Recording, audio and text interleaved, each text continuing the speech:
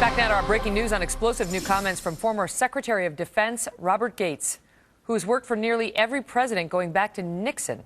Mr. Gates openly criticizing Washington, the White House, and President Obama's leadership style, suggesting the president did not even believe in his own war strategy as he sent troops out to fight. Retired Lieutenant Colonel Allen West is a Fox News contributor and a former Republican congressman out of Florida. Congressman, good to see you. What do you make of these? Of this extraordinary piece by Secretary Gates in the Wall Street Journal, which capitalizes on his book? Well, as you have stated, Megan, it's a pleasure to be with you. You look at the proof in the pudding. When General Austin, who was the commander on the ground in Iraq, made the recommendation of about 15,000 for a residual force, the president did not put a lot of effort into any type of status of forces agreement, and we went to a zero force presence there. We could have definitely used those forces to be along the border with Iraq and Iran and Syria and Iraq, and you probably would not see the vacuum that was created. And so Iran has filled that vacuum. You would not probably have seen but let me just interrupt and ask you, but what is the point of that? So what is your point, that he did that for political reasons as opposed to what was best militarily? Well, I think the point is political reason. I think the point is it also goes back to what Secretary Gates talked about, was a mistrust of the generals on the ground, and you see that in Afghanistan. One of the things that was brought out in that Wall Street Journal article was that when General McChrystal came up with his decision to have a surge, that the president was not very pleased with that because he wanted to be the dominant entity when it came to policy decisions.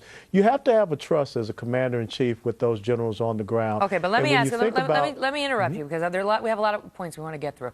But the president he ran for office saying, I'm going to get us out of Iraq. And the people put him in office saying, yes, do that. So he did it. So, I mean, not being deferential to the generals on that was not a surprise. He had said he was going to do it. In Afghanistan, that was a war, as Britt was pointing out. He said, that's a different story, that, you know, they harbored the people who actually attacked us on 9/11.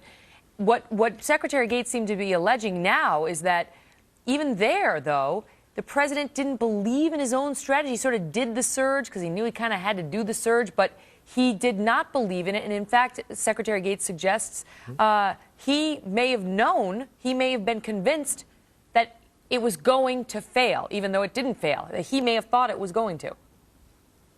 You're absolutely right. And so what you just articulated, Megan, is the difference between a politician as opposed to a leader. Someone that is looking to be a commander-in-chief that's really going to make the right type of strategic level decisions that looks forward and visionary and long-term, not just, you know, the soundbite and the short-term political objective. And that's something that the American people have to come to start to understand is, are we going to continue to elect politicians that will tell us basically what we think we want to hear, or are we going to elect true leadership and statesmen and people that can fulfill that role of commander-in-chief? That is an interesting point you raised, because another piece of information that has come out from Secretary Gates is this exchange that happened between Hillary Rodham Clinton and Barack Obama that he witnessed, and he writes about it saying, Hillary told the president that he claims to have been witness to this. Hillary told the president that her opposition to the 2007 surge in Iraq had been political because she was facing him, meaning Barack Obama, in the Iowa primary. The president conceded vaguely that opposition to the Iraq surge had been political because, keep in mind, audience, he opposed the surge too. To hear the two of them, Mr. Gates says, making these admissions and in front of me was as surprising as it was dismaying. He's saying that he heard Hillary Clinton outright tell Barack Obama that her opposition to the 2007 surge in Iraq was done for political purposes.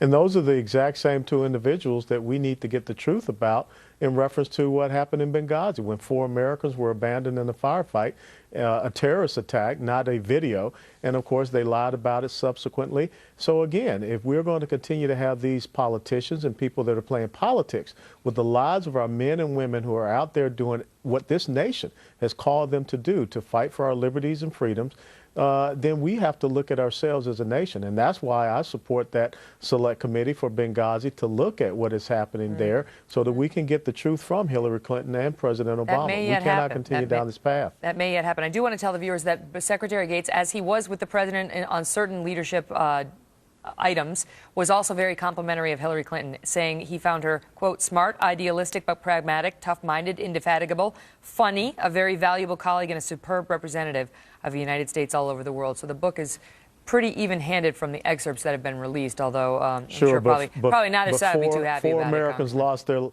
four Americans lost their lives, and so all of those nice little character traits obviously failed them. Got it. And we want to tell our viewers, too, that we invited some White House representatives on to speak to the piece. They declined.